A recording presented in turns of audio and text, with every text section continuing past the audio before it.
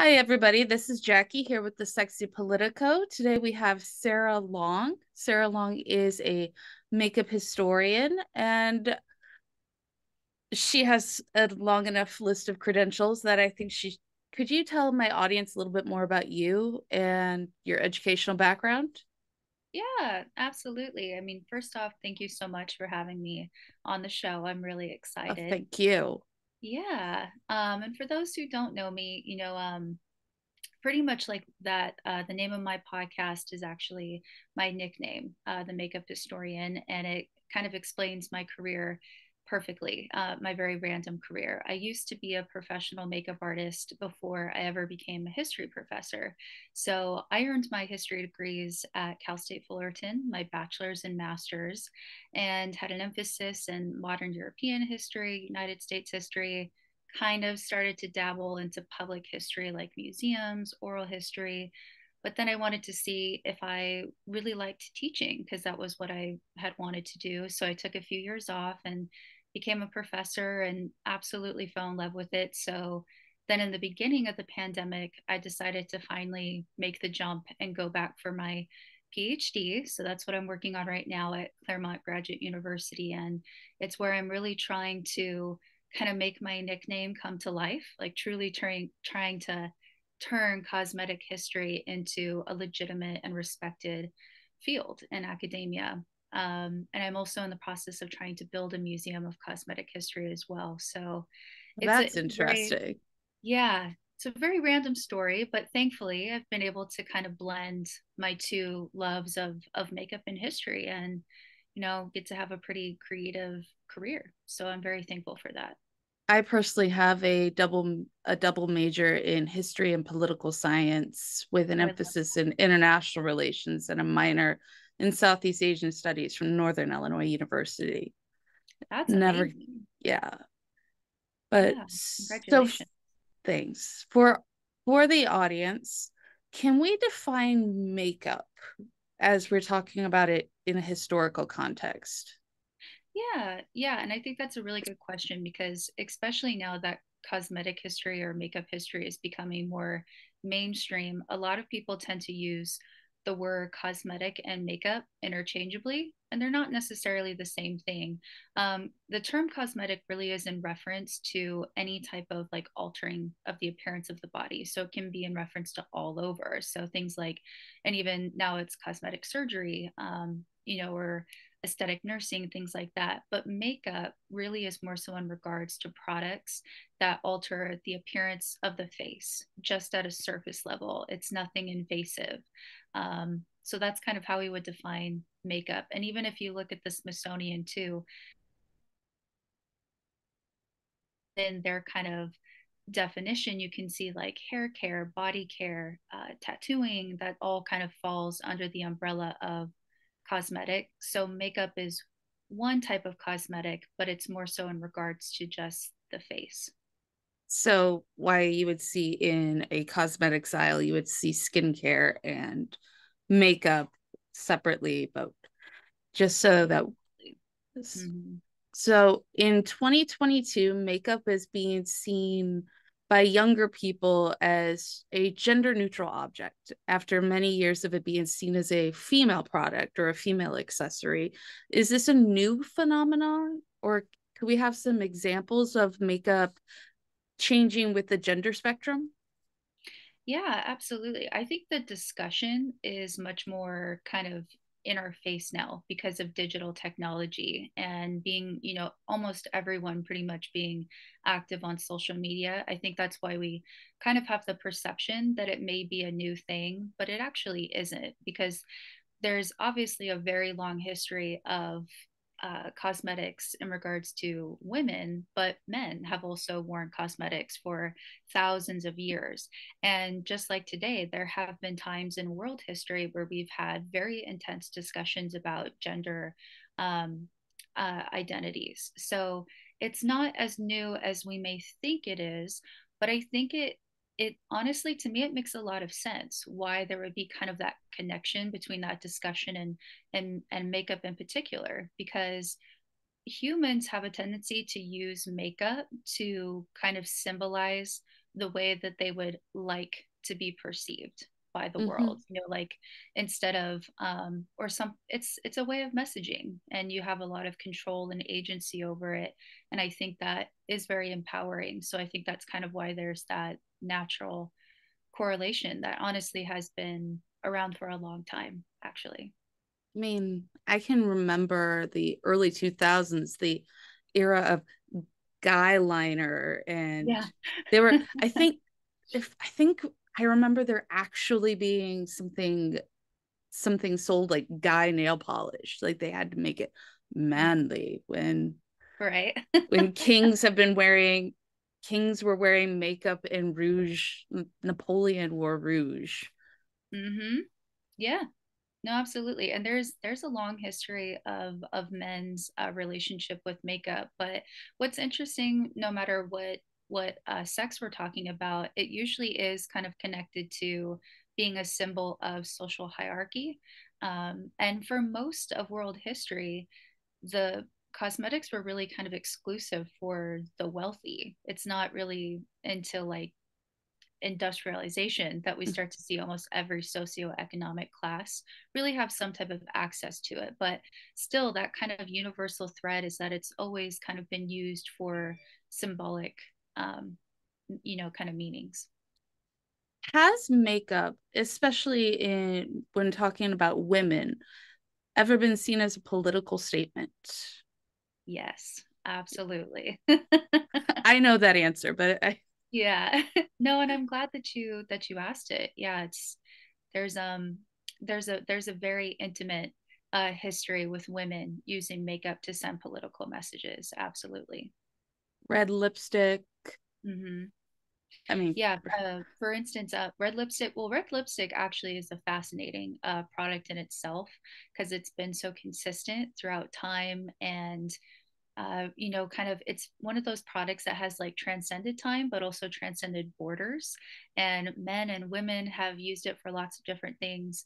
But in regards to more recent history and the political aspect, red lipstick in particular was used by the flappers, to really kind of symbolize that we're taking back agency over our sexual identity. And it makes a lot of sense. Red is an incredibly powerful color. It's a color found in nature. There's all sorts of really kind of sexually charged thoughts and feelings connected to it. So it's not surprising at all that it would be used for such a powerful message. it also photographed well back in the black and white era. Yes, it did. It was like excellent for that. Yeah. Yeah. So I would I like to say that within my platform that anything is political if you really think about it. Would you say that when it comes to fashion and beauty that the fashion that makeup and fashion has had a political statement throughout history? Yeah, and I think more so it's been for women, especially within like the past several hundred years. Because if you think about it, especially within Western society, or if like you study women's history, there's a very kind of common narrative where scholars will talk about women in the sense of being in the private sphere, and these kind of like push and pull of navigating their way from the private sphere to the public, and it's kind of like a waves if when you study those history books. So it makes a lot of sense to me because women have had to navigate their way through society, in particular politics, in very indirect ways. And makeup is kind of a way for women to communicate with each other in, like just kind of without men noticing sometimes. But then it can also be used for, I mean, it can be used for a lot of different things, not just communication with each other, but it can be used to influence men, to kind of make them think a certain thing about you or vice versa. But I'm not surprised at all because women have always had to take indirect ways and be creative about how they really kind of push their way in to the political sphere. So I'm not shocked at all. I mean, to add on to that, the realm of domesticity and the purchasing power that women have within the family sphere, you then add in makeup and cosmetics within that sphere, women were buying makeup within, I mean, you talk about the Victorians and they tried to pretend like makeup didn't exist when we all know that people were secretly buying their pink lipstick underneath the counter somewhere. Mm-hmm. But in the Edwardian period, people were going through the Sears catalog and buying makeup and probably lying to their husbands and saying, "Oh no, my cheeks are just this red." No, you're right. And it's actually kind of a similar thing to today, right? I mean, we hear from men all the time that they like the natural look No, on you women. don't. And it's like, but that natural look, there was actually a lot of work that went into that women don't always, confess. Like it was actually kind of there was a lot of thought behind that.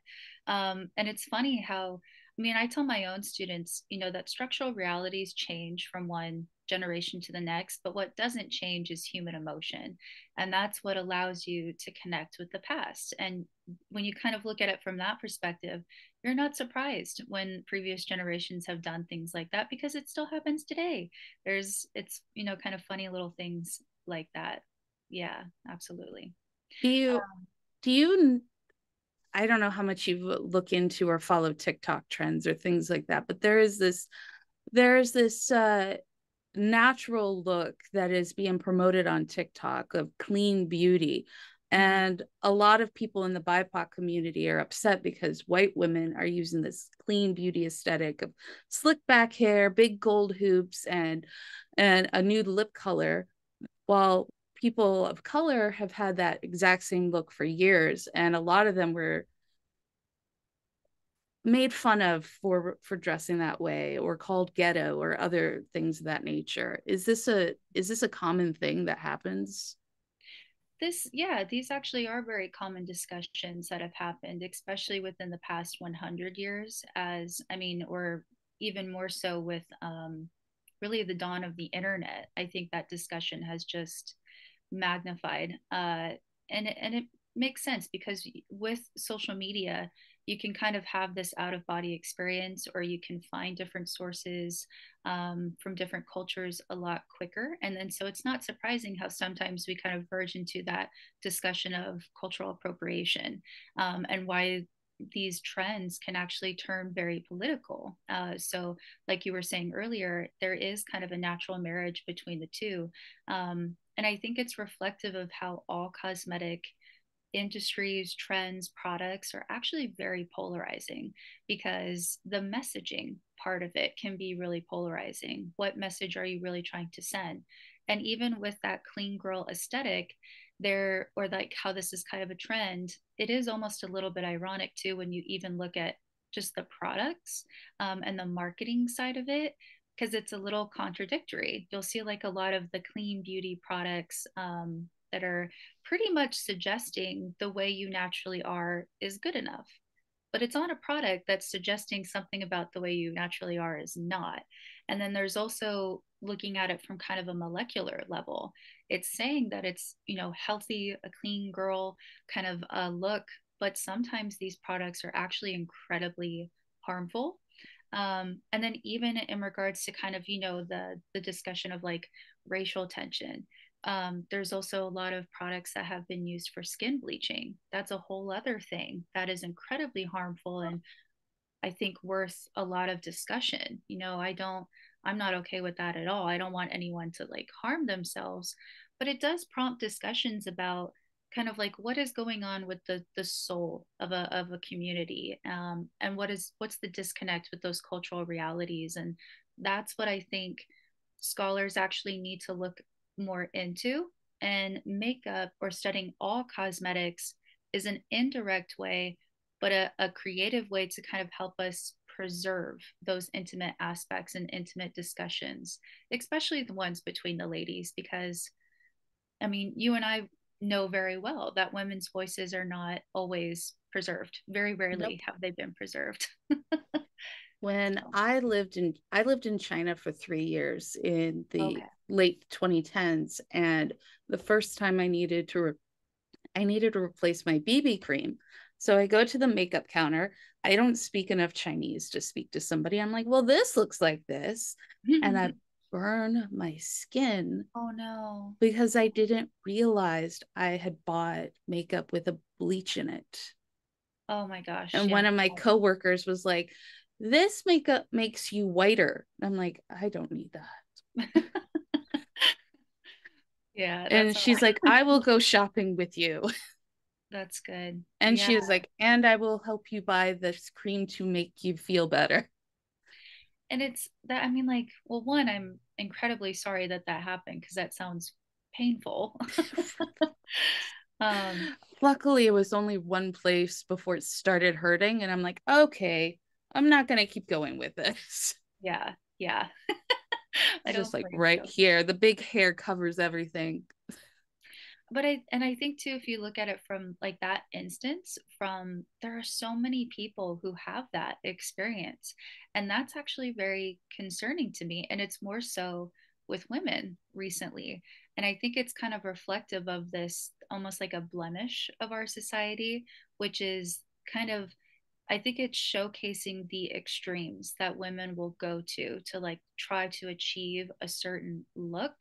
Um, and that's very concerning to me, but it's also, it's again a lot of this, like this connection between like this consumerism and women's place in society isn't surprising to me, because really, if you think about it, kind of an unfortunate constant throughout world history is that the female body has been perceived and discussed as if it was communal property. Uh-huh. Yeah, so I think that's Yep. why a lot of these trends, in a strange way, it's almost like societies tend to project their deepest fears and anxieties onto the bodies of women. So I think that's why there's a lot of natural, like, try to attempt to control all aspects of that. And that also being the appearance, the cosmetic, the surface level aspect of that. Um, so Yeah. it's sad, but As I'm getting closer to 40, the messaging of of how many steps my face washing routine and my makeup shit. I man, I can't believe the amount of stuff that just seems to be advertised at me because the algorithm of the internet knows I'm getting close to 40. mhm. And it's crazy to me.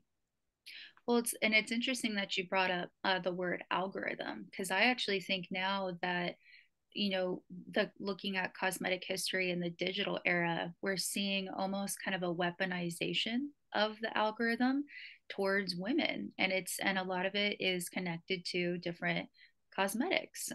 You know, so it's kind of, it's almost like this weaponization is keeping women very polarized or divided amongst each other. And then there's kind of like an undercurrent of political messaging tied in there too. It's like And I that's don't know what retinol is, but I should buy it. right. Yeah, no, and I mean, I feel the same way too, like, and expect, I mean, you know, like being a female scholar, I feel like we constantly experience like, you should be like this, or you should be doing this for your age, for a woman in academia. And I'm just, I don't know about you, but I'm really tired of that. Yeah. Serious. It was either have babies or get my doctorate, and I chose to have babies. That was the choice. And that's, but see, that kind of makes me sad that we are pushing that on women, that you have to choose. And I talk about this a lot with my girlfriends in academia, like, why does everything have to be so linear for women in academia? Because I don't think we should put that pressure on women. It's a very natural instinct to want to have children, but I don't think it's a bad thing to pursue your doctorate either. So I think kind of sometimes we send the wrong message to young women, especially kind of suggesting that, like, the pressure, I receive the same thing, it's this or that. And I wish we wouldn't do that or send that message to women, because you can have it all, you just can't do it all at the same time. And that's, so I think you kind of have to take that control and agency and be willing to create that experience on your own terms and own that. um, so it's hard. I mean, I know you and I both know that it can be really challenging It- as a female scholar. Luckily, my husband's like, when the youngest is in daycare, then let's look at you getting your master's and then your doctorate. He's like, I don't need a doctorate for my job, but you do. And He's it's like, so I've never heard of a historian teaching, and maybe it's the schools he went to, without a PhD. mm, it's it's not impossible, but it is difficult, and there's kind of a cap on how what type of university you can go to. If you have your master's, pretty much like the highest one you can go to is a community college, or sometimes at a university you can get hired, but you'll have the title of lecturer and not like professor or assistant professor. So there's really just more so a change in title, sometimes a change in pay, which I would be okay with that. If I didn't want to do this for my entire career, I would have stopped at a master's. But when I figured out that this was like what I really loved, that was when but it's kind of, each person really has to decide when's the best time for them. And especially at the doctorate level, it's kind of a family decision Mm-hmm. because most people Yeah. have families, by that stage. My in-laws want my husband to get his doctorate, and he's like, I don't need it. I don't need it to do my job. I need a master's degree. He's like, getting a doctorate is just so that I could call myself doctor. They're He's like, that's definitely, yeah. fun, but I don't want to. Hmm. It's a lot of work. And if it's not necessary, I think that's the wise decision. It's a lot of time, a lot of resources, a lot Money. of money.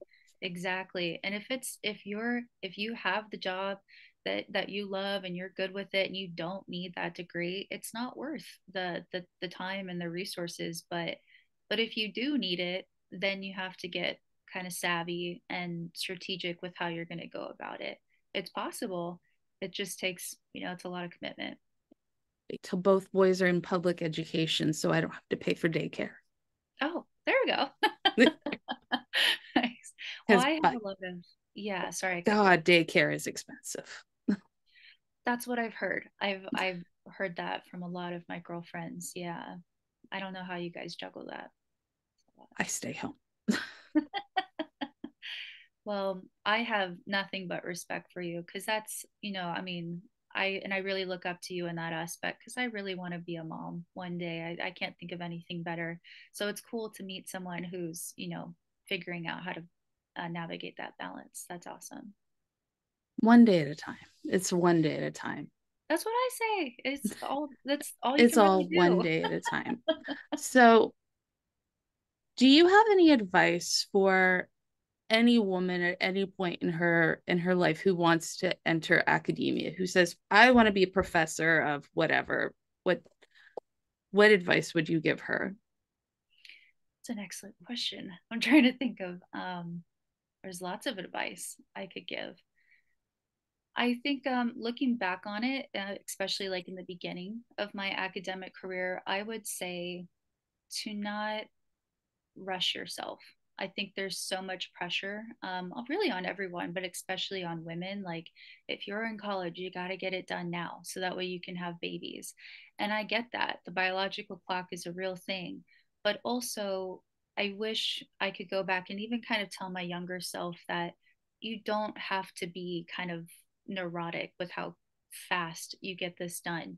You can slow down, you can enjoy the process, you can, college is the time where you do the internships, your mentoring, interning. It's when you're exploring, so that way when you're done you have a very clear direction of where you want to go.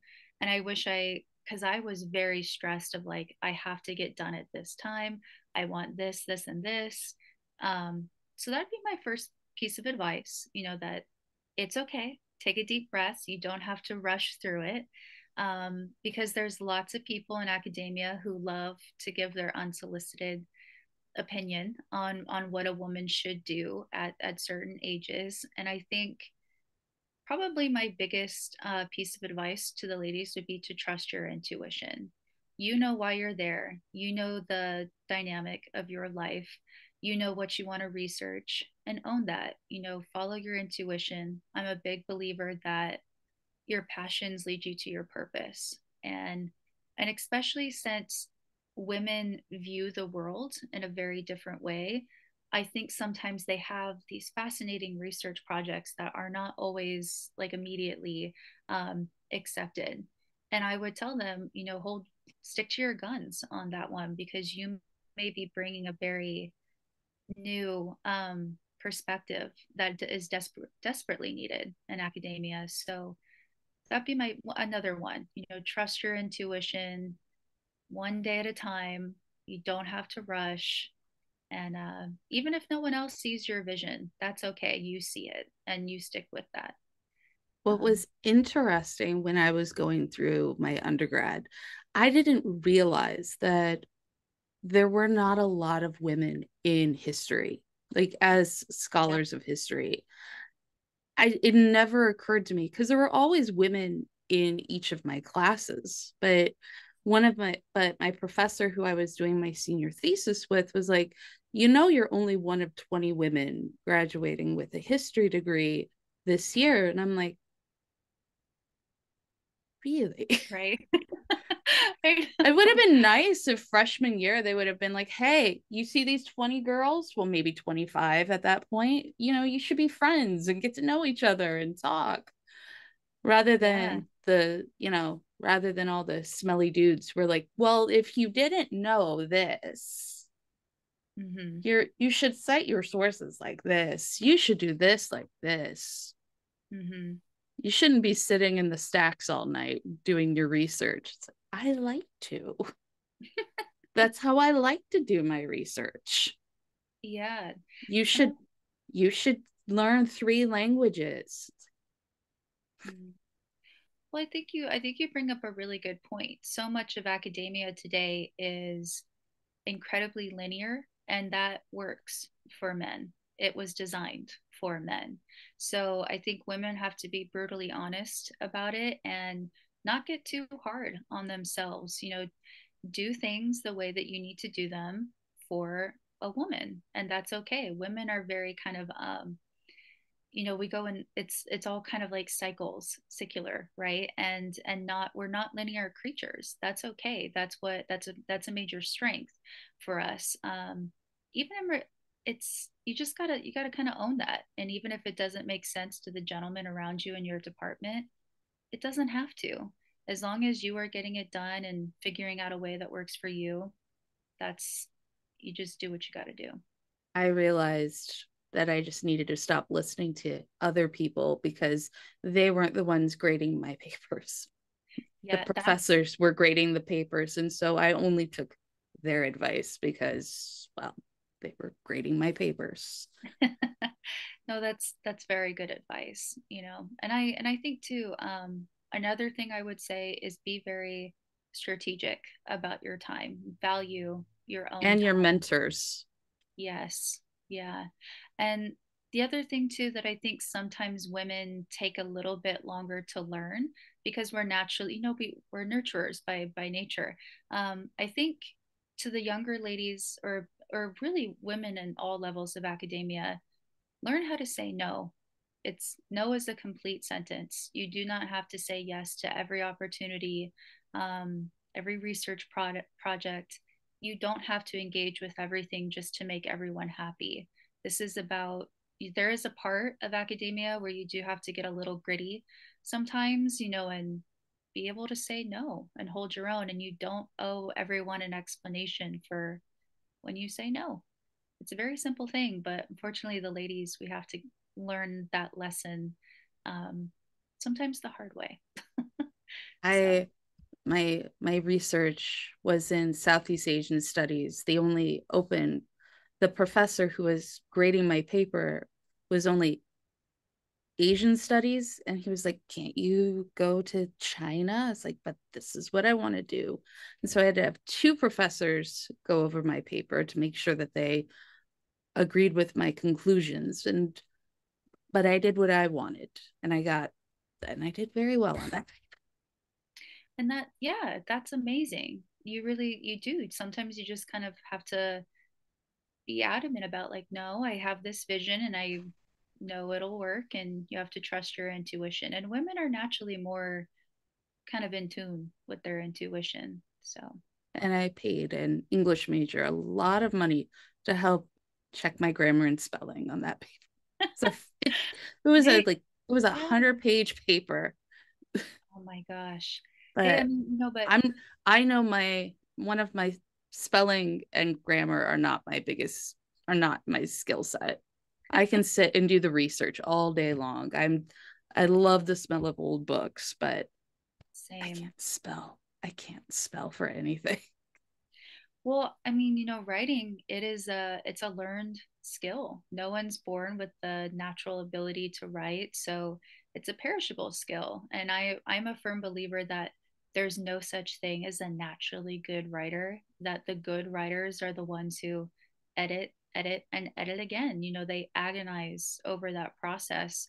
So because I'm the same way. And it's hard to like because I used to be an editor. So I don't know if you ever experienced this, but when I write, I tend to edit while I write. And I have to like tell myself, Sara, just get it on the paper, even if there's errors, and then you go back and edit. It's a bad habit. Um, but that's my spiel on writing. I think, especially if you're going into history, somebody needs to tell you that you will be writing. A lot. You will be writing a lot. You will be writing. I'm, I mean, I spent way too much time in the computer lab because I couldn't afford a laptop when I was in school. You will be writing a lot. A lot. And I was actually one of the worst writers in my department when I started my master's. So I had to go to the writing center all the time. I was kind of the same way, but it is so worth it. Like, but yeah, if you're gonna go into history, even if you just got to be prepared to write. It's part of the game. Yeah, I think people think you're going to just read these books and it's just reading. No, dude. No, there's so much writing. It's like no, and you're reading like this chicken scratch of somebody who wrote something in 18 whatever, and you're like, Yes, what does this absolutely. actually say? You got to have a lot of patience to be a historian. A lot of patience. Yeah, and it is a labor of love. It really is. I think it's a calling, in my personal opinion. So, yeah. No, I think the funniest thing the person who edited my thesis said to me was, these Asian names, you need to pick one spelling. It took me way too long to figure out you were talking about the same person Oh, because the Chinese language changed during the time period of my writing. And oh, he was like, you need to just have it spelled the same way. Ask your professor how to cite this, but it needs to be spelled the same way. I'm like, oh, yeah, that's yeah. probably a good idea. And that's what I mean. I mean, like you need editors and to have that discussion to figure out like, do we explain this in the beginning? Is it explain where do we put the explanatory footnote? How exactly do we go about this? It's a very collaborative process as especially the higher up you go, as you get into the game of publishing and constantly getting feedback from editors on your, on your work. It's very humbling to be a scholar. Let's put it that way. It Yeah.